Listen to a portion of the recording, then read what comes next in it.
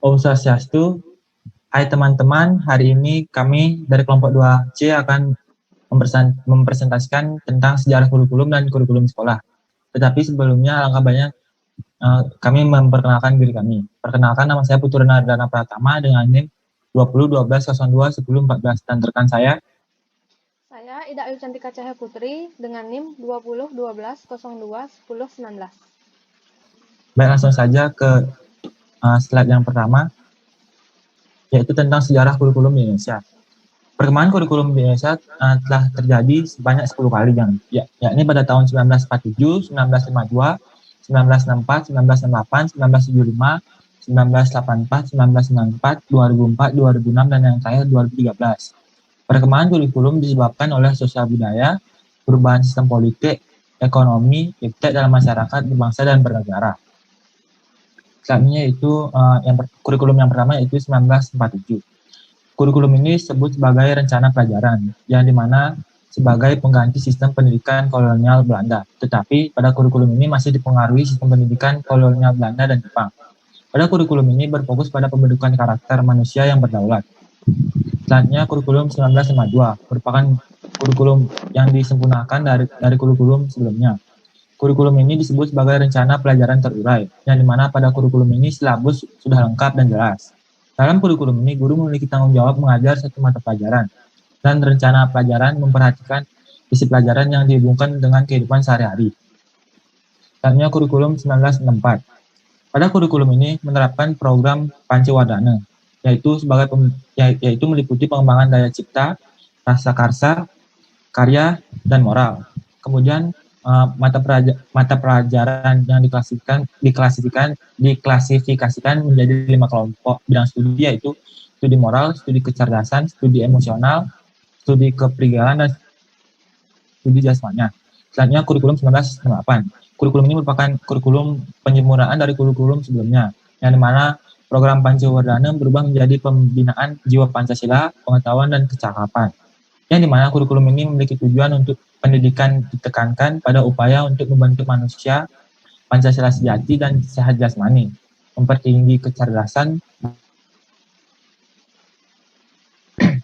Selanjutnya kurikulum 1975. Kurikulum ini berorientasi pada tujuan, menekankan kepada efisiensi dan efektivitas dalam hal daya dan waktu, menekankan kepada stimulus, respon, rangsangan tanggung jawab, dan latihan.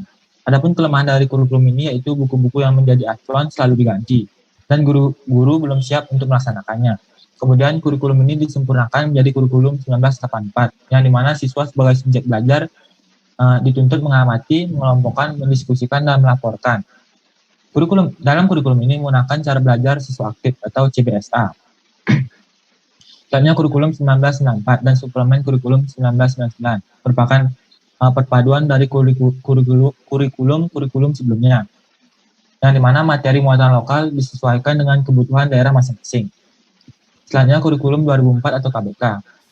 Dalam program pendidikan berbasis kompetensi ini, ia memiliki 3 unsur pokok, yaitu pemilihan kompetensi yang sesuai, spesifikasi indikator evaluasi, dan pengembangan pembelajaran.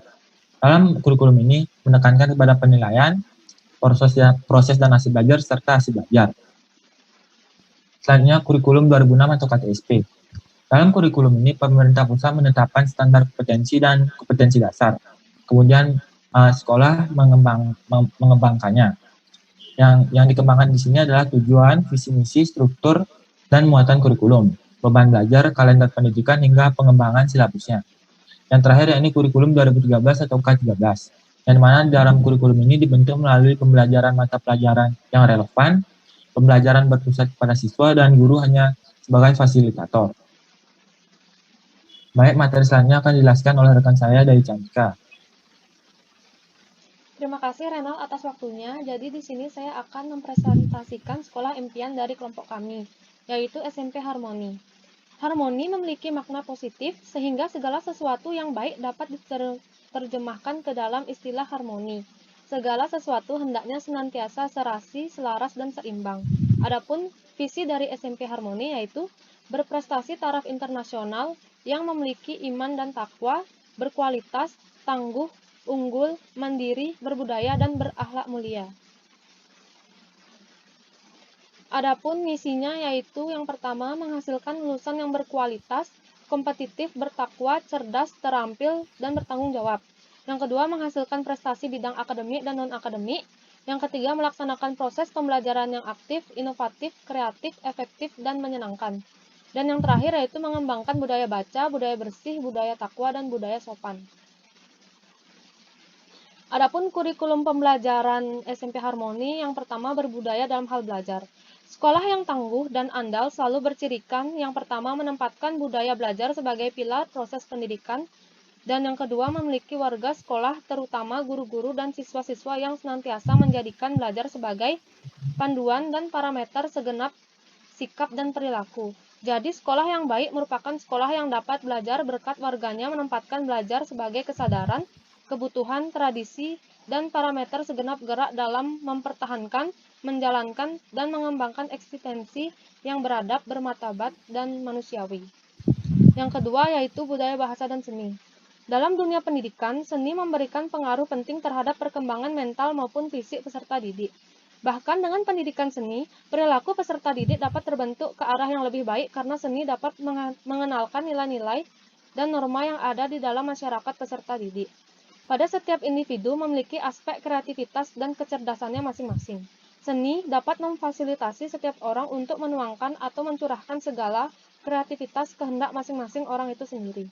Yang ketiga, ada berbudaya dalam melestarikan lingkungan, yaitu mematuhi tata tertib baik kebersihan serta pelestarian lingkungan sekolah, memberlakukan program sekolah hijau untuk semua warga sekolahan, memelopori terbentuknya kegiatan ekstrakurikuler berwawasan lingkungan seperti komunitas hijau, pencinta alam, dan lain-lain.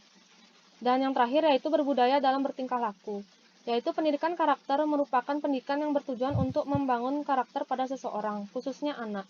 Karakter sendiri merupakan sifat atau ciri khas yang melekat pada diri seorang dalam berperilaku sehari-hari dan dapat dipengaruhi oleh lingkungan maupun orang terdekat. Pendidikan bukan hanya mengembangkan kecerdasan saja, melainkan menjadi manusia yang berakhlak mulia dan berguna bagi bangsa dan negara. Melalui pendidikan karakter di sekolah, maka akan tercipta generasi yang bermoral dan berpendidikan. Tentunya diperlukan strategi untuk menanamkan pendidikan karakter pada siswa di sekolah.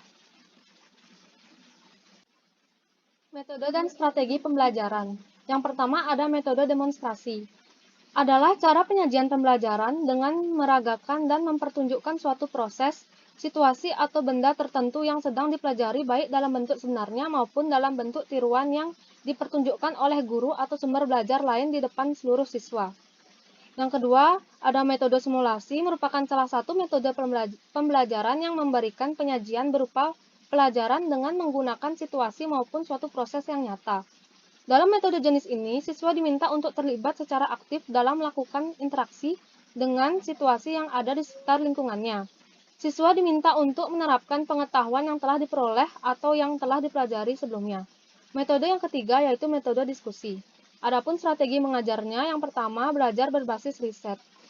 Pembelajaran berbasis riset atau PBR adalah sistem pengajaran yang bersifat authentic problem solving dengan sudut pandang formulasi permasalahan, penyelesaian masalah, dan mengkomunikasikan manfaat hasil penelitian.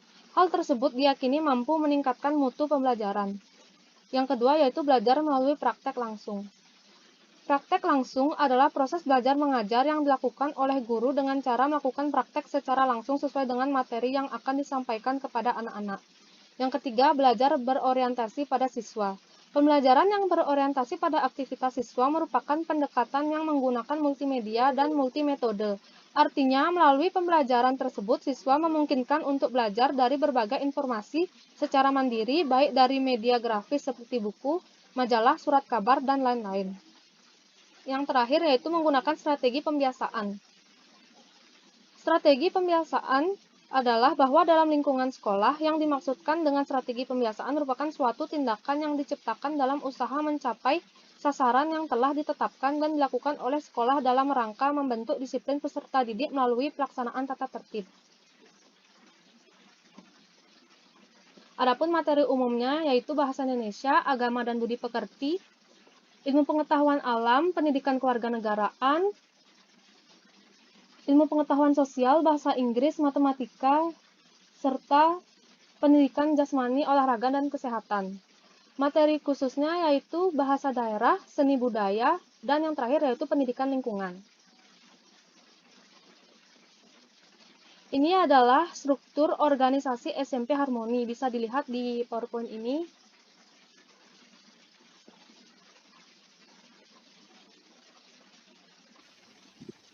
Baik, sekian pembawaan materi dari kelompok kami. Mohon maaf jika masih terdapat banyak kesalahan. Akhir kata, kami ucapkan terima kasih dan kami tutup dengan Para Santi. Om Santi Santi Santi Om.